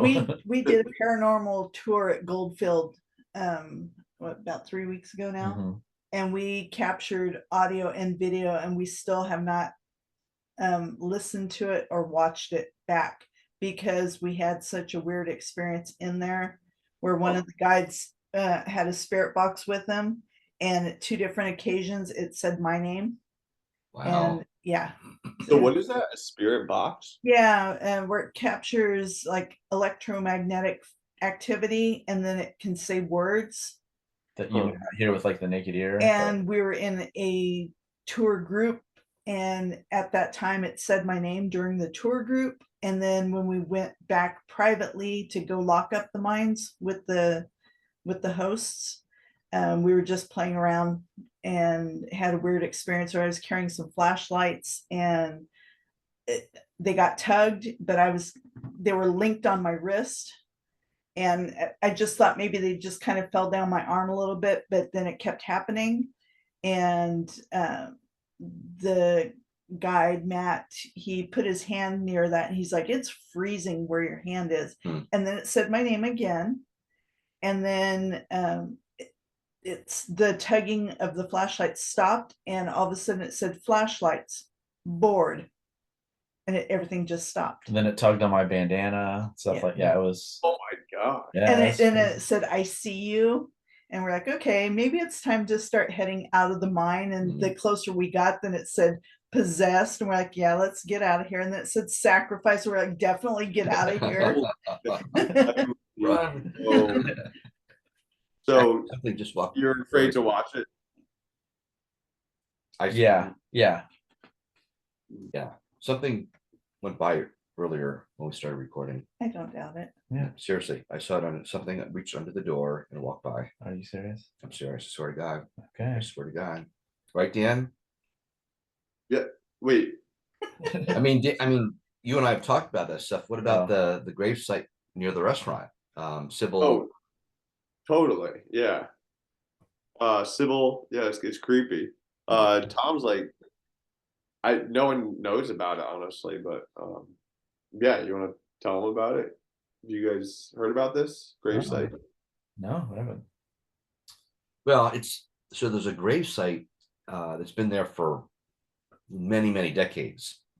And it used to be, it's right on the side of a twisting road that I used to live off of, through the woods. And it was all overgrown. You could barely see it, but it said, here lies Sybil, I forget her last name, Sybil Crane? I don't know, who Yeah. died of the smallpox, right? Had the word Okay. the in front of smallpox back, 1850s-ish, probably. Yeah. You might even been earlier. It was like Okay. it might have been, I forget.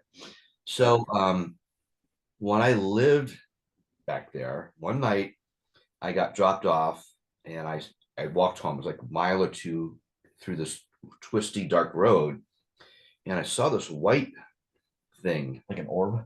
I didn't know that term at Yeah, the time. I yeah, saw yeah. this white thing kind of just bouncing through the brush, right? Mhm. And I started running like freaking crazy till I got beyond it, and then I walked home. Well, many years later, I was in the Dominican Republic, and we're taking pictures of each other. And a buddy of mine, who's also from Old Saybrook, Connecticut, I said, "What's wrong with it? Something's wrong with the camera. There's all these white lights." He goes, "Tom, those are orbs."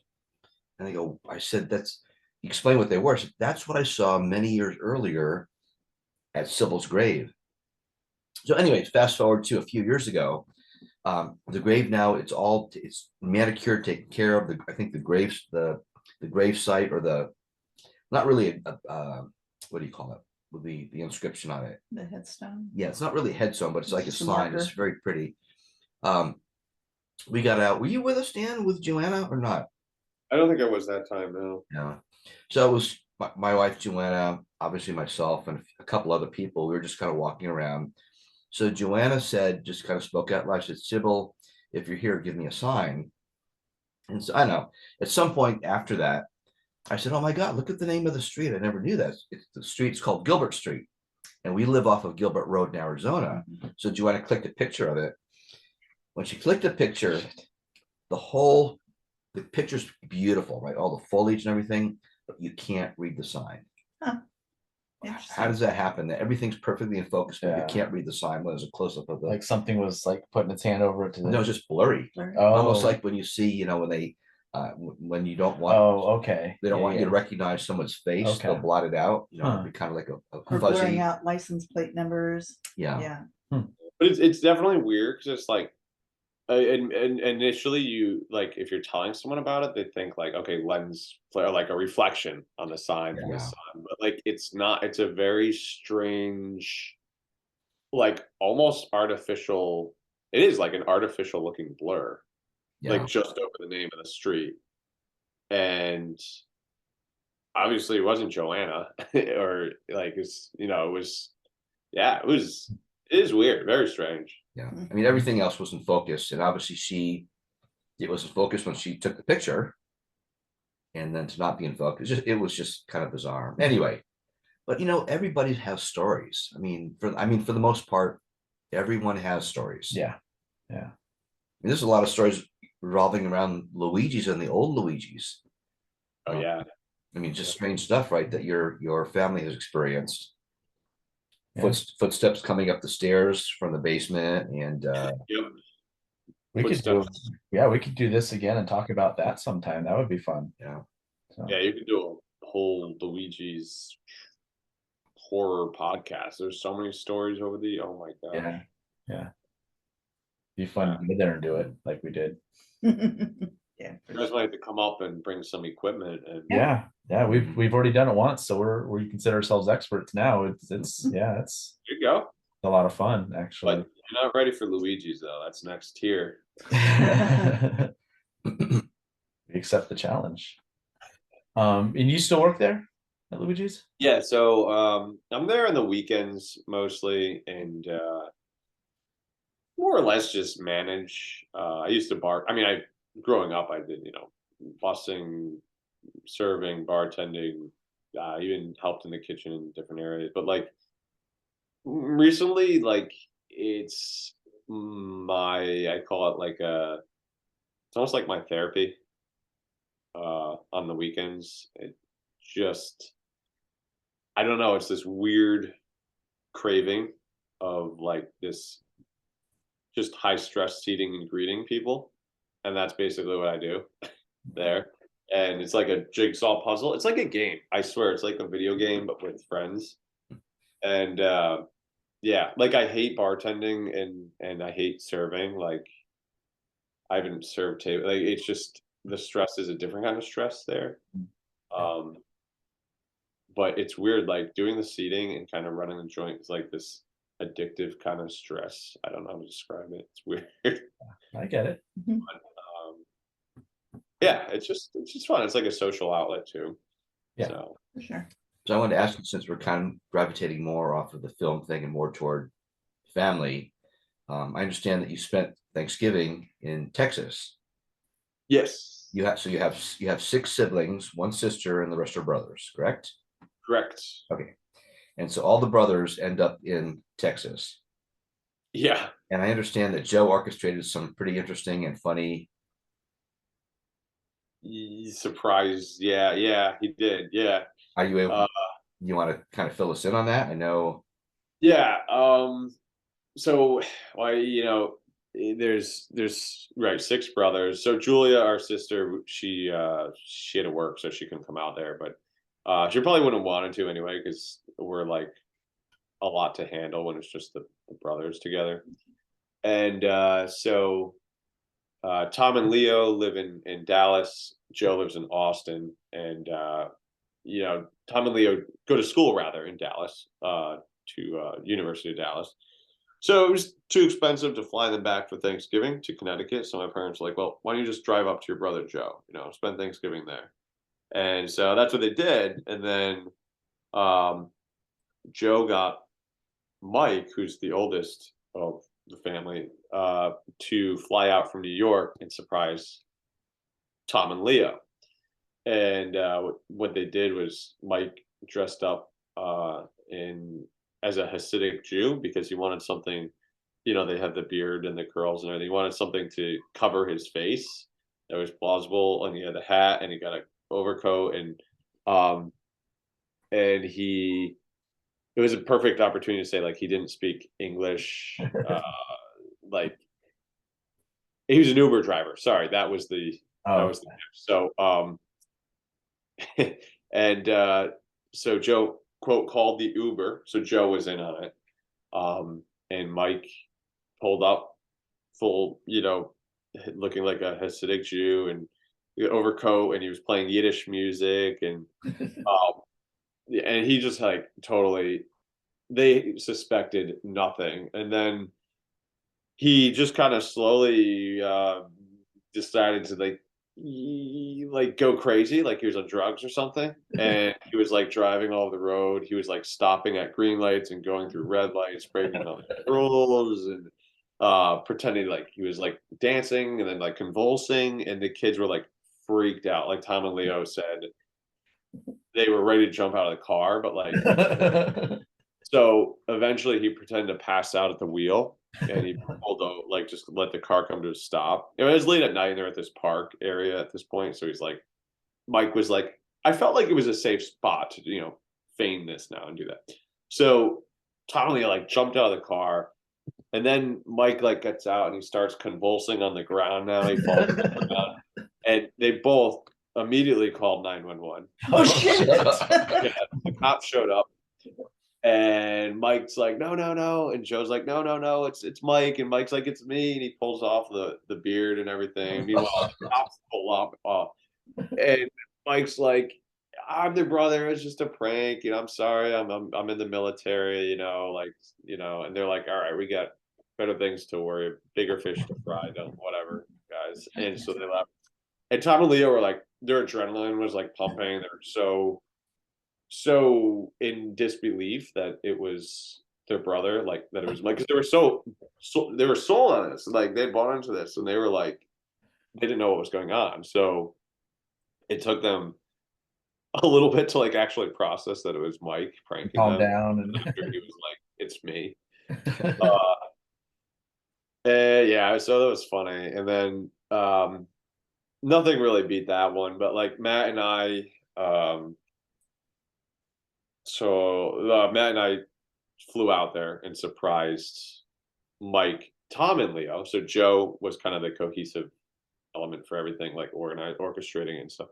And so Joe knew. So Joe told Mike, Tom, and Leo that their friends were having this big LGBTQ party, and they had to kind of like get in, dress the part, and everything. So, but really, it was just Matt and I alone in this house, and so we put on like this loud music, and the doorbell rings, and it's Joe, Mike, Tom, and Leo, and like their outfits. I mean, they were like amped up for the party. They were ready, but their outfits were hysterical because there was no party.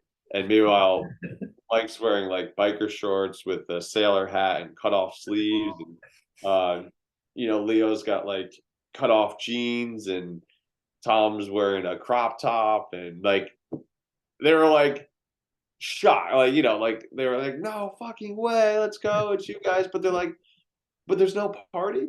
Well, didn't I? They had like champagne in their hands, like they were like, yeah. But they didn't know that you guys were going to end up there, right? They Had no idea. So you were going to end up in Texas, right? Right. So it's funny. So Joe had them kind of just dress up, and then I won't say ridiculous, but over the top kind of outfits, and then there was no party, so we were going to Chipotle. So it was kind of a double. So it was like them, and Matt and I surprised them, but also like, yeah, you guys are wearing this to Chipotle. Didn't we do that to you one time when we had you get like you put shorts on and tank top and sunscreen and all that, and you thought we were going hiking, but we put a blindfold on, you would just end up going to the movies and you're all dressed in hiking gear. That's funny. Smelling like sunscreen and all that. That's really funny. I have those goofy hats on to wear. I think I have to ask Mom. Yeah. I think we did something like that for you. So, but there was another episode too, another iteration, right, of the pranking that happened. Yeah, we did. Our cousin Jack from LA also flew out there, and known to everybody, but I think Joe, right? Right. Again, Joe was the only person that knew everything. The next step, and so he orchestrated everything. So yeah, this one Joe told us he got a rooftop hibachi chef that went to his apartment complex, and he has like this really awesome rooftop. And so he's like, guys, you need to help dry the counters off up there. There's like this big grill and patio set, and it's really pretty. And so it had drizzled though. So he's like, the chef is there. We gotta, we're behind schedule. I have other friends coming. So we go up there and we're like drying stuff off, and this guy's just like scraping this grill, and he's got like this big chef hat and apron, but he's got his back to us, and I'm like, this guy's really cleaning this grill for a long time, and we're like,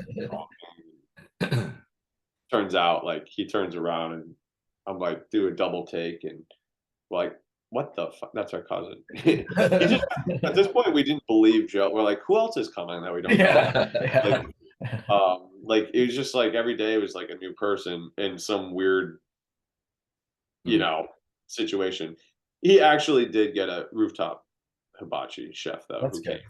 Really cool. So no party, but they did get the chef. So we did get the chef, and the guy was awesome. He was so funny. That's great.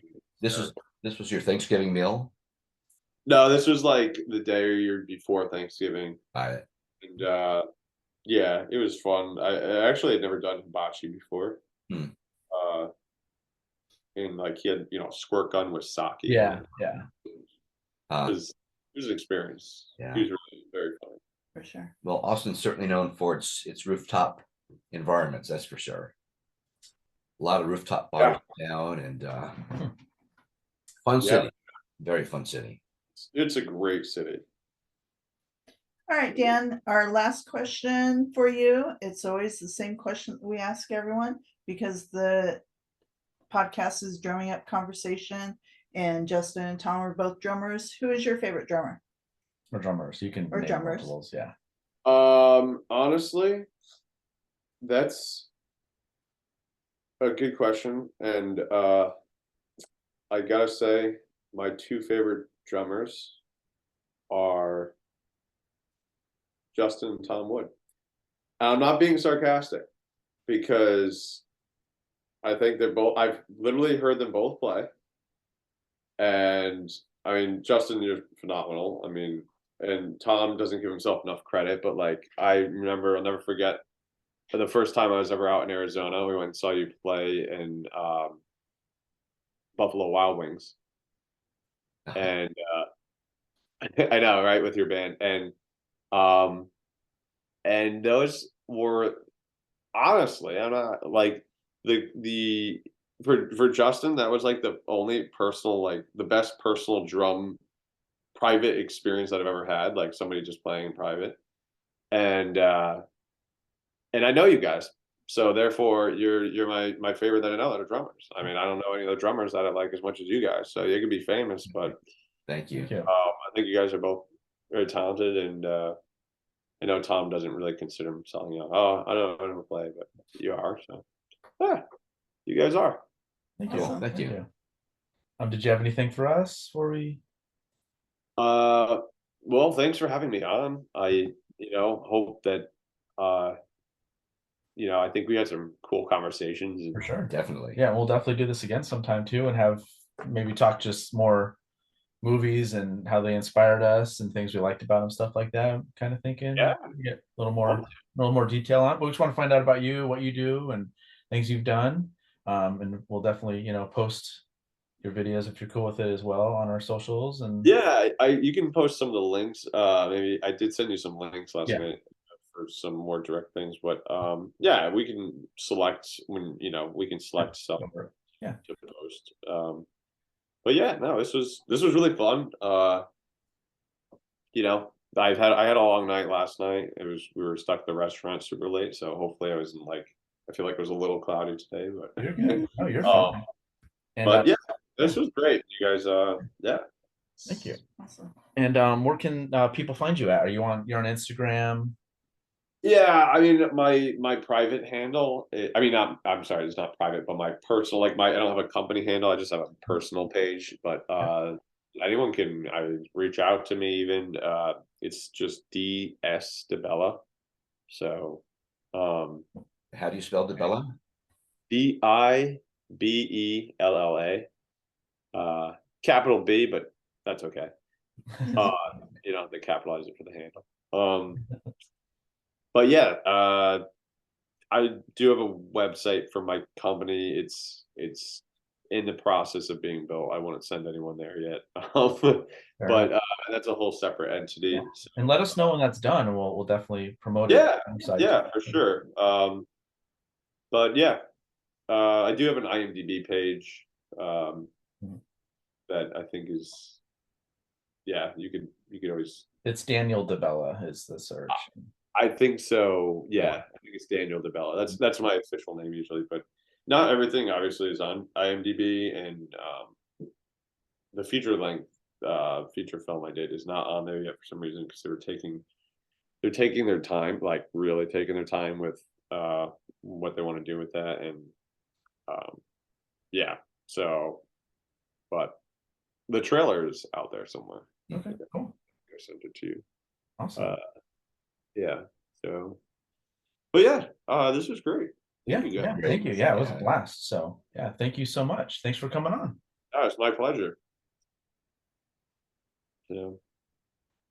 Drumming up conversation.